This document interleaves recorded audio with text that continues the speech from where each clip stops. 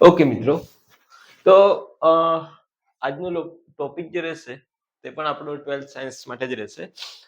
જે આપણે દાખલા ગણીએ છીએ એટલે કે જે કેમિકલ કાઇનેટિક્સના વિદ્યુત રસાયણના દાખલા ગણીએ છીએ.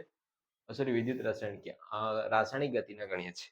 તો આ જે રાસાયણિક ગતિના જે દાખલા ગણીએ છીએ તો એનું ફોર્મ્યુલા આપણું જે છે કયું છે, તો કે એનું છે k બરાબર 2.303 બટા t log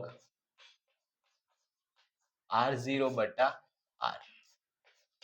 આ છે આનું ફોર્મ્યુલા છે.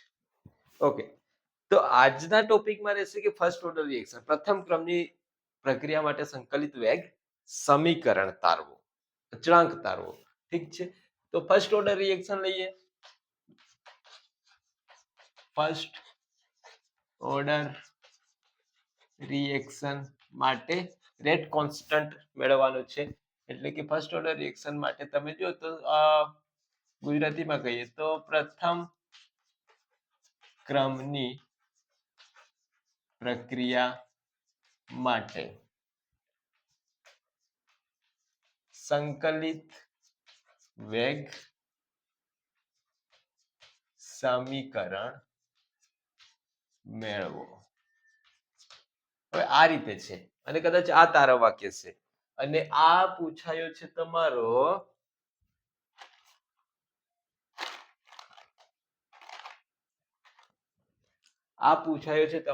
માર્ચ 2020 માં. જનરલી દર વર્ષે ઓલ્ટરનેટ ફર્સ્ટ ઓર્ડર યા ફિર ઝીરો ઓર્ડર ઓલ્ટરનેટ નાખે જ છે. ઓલમોસ્ટ આઈએમપી સવાલ જ કરાવું છું કે બોર્ડની પરીક્ષામાં જે પૂછાય છે. ઠીક છે, 6 વર્ષના અનુભવના આધારે હું તમને કહી શકું કે આટલી આ વસ્તુ પૂછાશે. લાસ્ટ છેલ્લી ઘડીની તૈયારી કર્યો તો ચાલે. હવે અહીંયા માર્ચ 2020 માં પૂછાયેલું છે ફર્સ્ટ ઓર્ડર રિએક્શન માટે રેટ કોન્સ્ટન્ટ. શું મેળવવાનું છે? રેટ કોન્સ્ટન્ટ ની ઇક્વેશન મેળવવાની છે. એટલે કે આપણે આ ઇક્વેશન સુધી પહોંચવાનું છે અને દાખલા આના પરથી ગણીએ છે ને, according to first order reaction કહું છું તમને, અહીંયાથી ગણીએ છીએ. તો આની પહેલા ડેફિનેશન આપી દઈએ. તો કે ડેફિનેશન શું થશે કે જે પ્રક્રિયામાં પ્રક્રિયાનો વેગ લખી દઈએ. તો કે જે પ્રક્રિયામાં પ્રક્રિયાનો વેગ પ્રક્રિયકની સાંદ્રતાના એકના ઘાતાંકના સપ્રમાણમાં હોય. એટલે કે જે રિએક્શન જે છે, જે રિએક્શનમાં રિએક્શનનો રેટ જે છે એ રિએક્ટન્ટના પાવર 1 ના ડાયરેક્ટલી પ્રોપોર્શનલ હોય તો એને આપણે કહીશું ફર્સ્ટ ઓર્ડર રિએક્શન કહીશું. એમ પણ પ્રક્રિયાનો ક્રમ નક્કી કરવો હોય તો એની જે પાવર છે, એની ઘાત છે, એની ઘાતનો સરવાળો કરીને એનો ઓર્ડર નક્કી કરવામાં આવે છે. તો આપણે અહીંયા સુધી આવવાનું છે. 2020 માં પૂછાયેલું છે. 20 માં એટલે ગયા વર્ષે પૂછાયેલું હતું આર્યો, બરાબર છે. તો ઇમ્પોર્ટન્ટ છે બોર્ડની પરીક્ષા માટે. 3 માર્ક સમજી લો, ઘણી વખત 4 માર્કમાં બી નાખે છે. તો અહીંયા આપણે અઝ્યુમ કરી લઈએ ત્યાં સુધી જવાનું છે. k બરાબર 2.303 બટા t log r0 બટા r. પ્રારંભિક સાંદ્રતા, અંતિમ સાંદ્રતા, ઇનિશિયલ કોન્સન્ટ્રેશન, ફાઇનલ કોન્સન્ટ્રેશન. તો અહીંયા તમે લઈ લો સપોઝ કોઈ એક રિએક્શન કે આપણી પાસે છે, ધારો કે કોઈ એક પ્રક્રિયા, ઇંગ્લિશમાં તમે કહો તો સપોઝ એની રિએક્શન કઈ છે આપણી, તો કે આપણી પાસે છે R થી લઈને P સુધીની રિએક્શન છે. તો આ પ્રક્રિયા માટે આપણે રેટ લખવો હોય તો કઈ રીતે લખાય? -dr/dt લખાશે. આની ઇક્વેશન 1 આપીએ. આનો વેગ આવી રીતે લખાશે. રેટ એટલે વેગ, નીચે ગુજરાતીમાં લખી દઉં છું, વેગ. બીજો વેગ કેવી રીતે લખાય? આ પણ રેટ જ છે, આ પણ વેગ જ છે. r is equal to k r. હવે 1 ના ઘાતમાં છે એટલે અહીંયા કંઈક છે. આની ઇક્વેશન 2 આપી દઈએ. એકદમ ઈઝી છે, કશું કરવાનું નથી. તમને એવું લાગે કે લોગ બોગ લેવાનું છે, નેચરલ લોગ આવશે, પુનઃ ગોઠવણી કરવાની છે, એટલું બધું કંઈ કરવાનું છે નથી. એકદમ ઈઝી વે થી તમને ભણાવી દઈશ અને ખબર પડી જશે. અહીંયા જ આપણે હાફ લાઈફ પર લઈ લઈશું. ઓકે, ચાલો હવે શું કરીશું તો કે ઇક્વેશન એટલે કે સમીકરણ 1 અને ગુજરાતીમાં જ આપી દઈએ. ચાલો, સમીકરણ 1 અને 2 પરથી ઇક્વેશન 1 એન્ડ 2.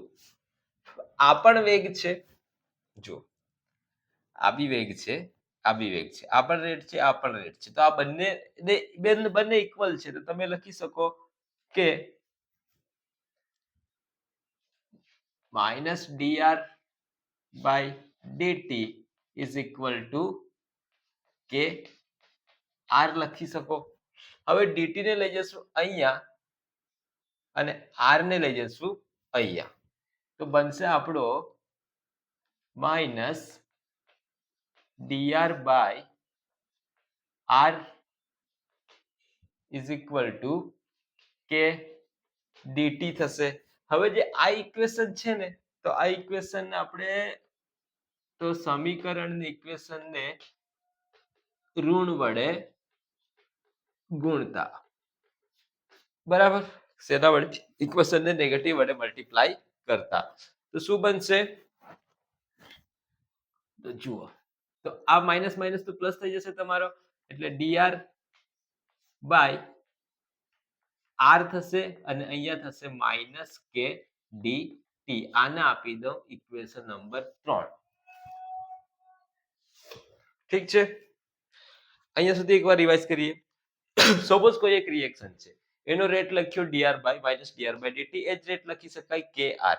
ઇક્વેશન 1 અને 2 સેમ છે, બંને સરખાવી દઈએ તો આના બરાબર આ, એટલે કે આના બરાબર આ. ત્યારબાદ r ને નીચે લઈ જઈએ છીએ, dt ને ઉપર લઈ જઈએ છીએ. તો dr બાય r બરાબર કે dt. હવે નેગેટિવ ને આપણે શું કરીએ છીએ? મલ્ટીપ્લાય કરીએ છીએ નેગેટિવ વડે, બરાબર છે, આખા ઇક્વેશન ને. તો આ થઈ જશે dr બાય r અને આ બાજુ થઈ જશે માઇનસ કે dt. ઓકે, ચાલો હવે અહીંયા સુધી આવી ગયા. ત્યારબાદ શું કરવાનું છે? ઇક્વેશન 3 ને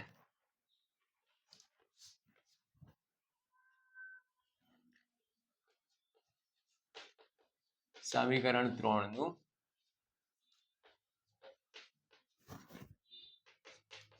સંકલન લેતા, એટલે કે ઇક્વેશન 3 નું ઇન્ટિગ્રેશન લેતા. ઠીક છે, તો શું બનશે?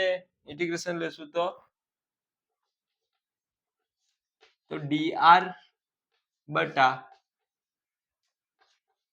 r થશે માઇનસ કે dt. કે તો કોન્સ્ટન્ટ રહેશે, બહાર નીકળી આવશે. ઠીક છે, તો આનું જે સંકલન છે, ઇન્ટિગ્રેશન શું થશે? તો કે નેચરલ લોગ r થશે બરાબર આનું થઈ જશે માઇનસ કે અને dt નું થઈ જશે t પ્લસ આપણે લેવું પડશે સંકલન કોન્સ્ટન્ટ i અને આપીએ ઇક્વેશન નંબર 4. ઠીક છે, ઇક્વેશન નંબર 4 આપીએ. હવે જ્યારે પણ સંકલન થઈ જાય, કોન્સ્ટન્ટ મળે, ઇન્ટિગ્રેશન કોન્સ્ટન્ટ અહીંયા લખવું પડશે. તો આના પર જ તૂટી પડવાનું. સમજો કે આ નવી આઈટમ આવી તો નવી આઈટમ પર આપણે તૂટી પડવાનું. તો અહીંયા લઈશું તો કે સમીકરણ 4 જે છે માં, યા ફિર અહીંયા આપણે લઈએ અહીં i એ સંકલન અચળાંક છે. શું છે? સંકલન અચળાંક છે, જેની કિંમત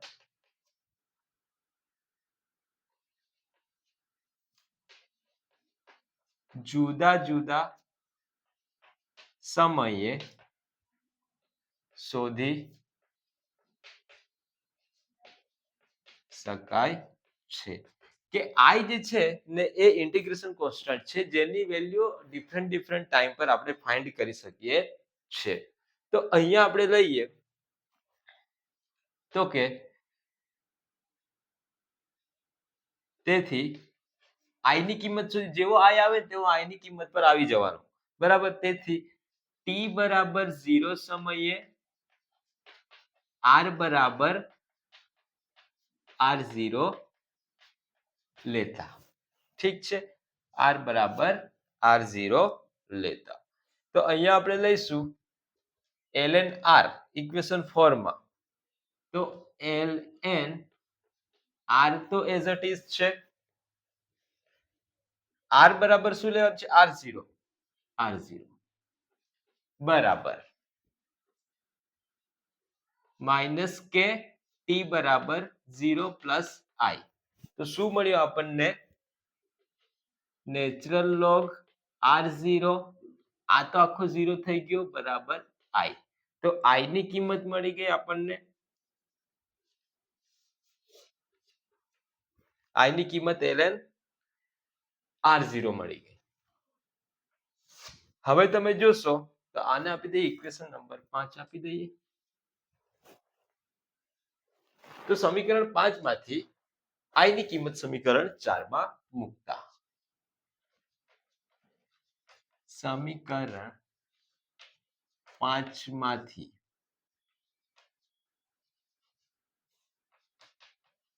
i ની કિંમત સમીકરણ 6 માં મૂકતા. ઓકે, then આમાં જ પુટ કરવાનું છે. શું બનશે? તો બનશે આપણો ln r બરાબર માઇનસ કેટી પ્લસ i બરાબર શું આવ્યું? Natural log r. ln r 0. હવે શું કરવાનું છે કે નેચરલ લોગ થી તો આપણે અહીંયા સુધી આવવાના છે નથી, એટલે લોગમાં ફેરવવું પડશે. તો આને ઇક્વેશન નંબર 6 આપી દઈએ. બરાબર, તો લોગમાં ફેરવતા સમીકરણ 6 ને જરાક ઉપરથી લખ.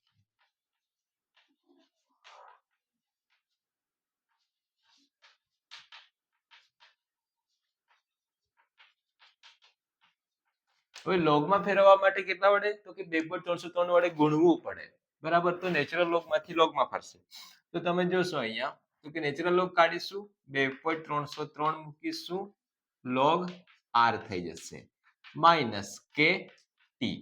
અહીંયા ફરશે પ્લસ 2.303 અને લોગ r0 થઈ જશે. આને ઇક્વેશન નંબર 7 આપી દઈએ. હવે શું કરવાનું છે? તો કે આખી ઇક્વેશન જે છે ને એને આપણે 2.303 વડે ભાગી નાખવાની, ડિવાઈડ કરી દેવાની છે. તો સમીકરણ 7 ને 2.303 વડે ભાગતા. ઠીક છે, તો શું બનશે? 2.303 બટા 2.303 log r. ઓકે, બરાબર માઇનસ કેટી 2.303 પ્લસ 2.303 બટા 303 log r0 થશે. જોશો તો આ અને આ કેન્સલ થઈ જશે, આ અને આ કેન્સલ થઈ જશે. વધ્યું શું? વધ્યું આપણી પાસે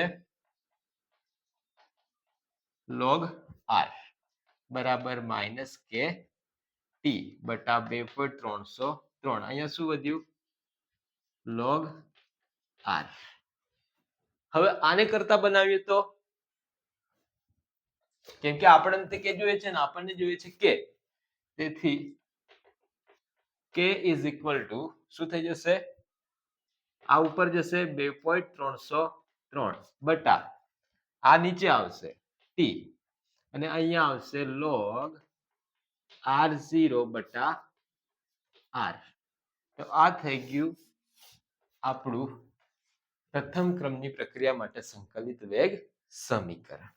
હવે જે ગણવો હોય, ઠીક છે, હવે જે તમારે કરવું હોય તો કે ગ્રાફ પ્લોટ કરવો હોય તો એ પણ આના પરથી કહી દઉં, આના પરથી, આ ઇક્વેશન પરથી. ઠીક છે, આ થઈ ગયો તમારો ટાઈમ આ થઈ ગયો તમારો log r concentration. ઠીક છે, તો ગ્રાફ પ્લોટ કરશો તો આ ઇનિશિયલ કોન્સન્ટ્રેશન log r0 અહીંયા મળશે અને એનો જે ઢાળ જે છે એ તમને મળશે 1 માર્ક માટે -k/2.303 આ રીતે છે. ઠીક છે, એકવાર રિવાઇઝ કરી લઈએ. આમાં જ તમને હાફ લાઈફ ભણાવવાનો હતો પણ આખું બોર્ડ ભરાઈ ગયું, તો આપણે હવે એક બીજો લેક્ચર બનાવવો પડશે આના પરથી જ. ઠીક છે, ઓકે, ધ્યાન આપો, એકદમ ઈઝી છે. આ આવડે એટલે ફર્સ્ટ ઓર્ડર આવડે એટલે ઝીરો ઓર્ડર આવડી જાય. એમાં લોગ નથી લેવાનો, જ્યારે આમાં લોગ લેવાનો છે. બરાબર, એમાં ડાયરેક્ટ આવજે. સપોઝ કોઈ એક રિએક્શન છે કે જેની પાવર કન્સન્ટ્રેશન જે છે કન્સન્ટ્રેશનના પાવરનો પાવર કેટલો હોય, 1 ના સમપ્રમાણમાં પ્રોપોર્શનલમાં હોય, તો એને આપણે કહીશું ફર્સ્ટ ઓર્ડર રિએક્શન કહીશું. સપોઝ કોઈ એક રિએક્શન છે r થી લઈને p.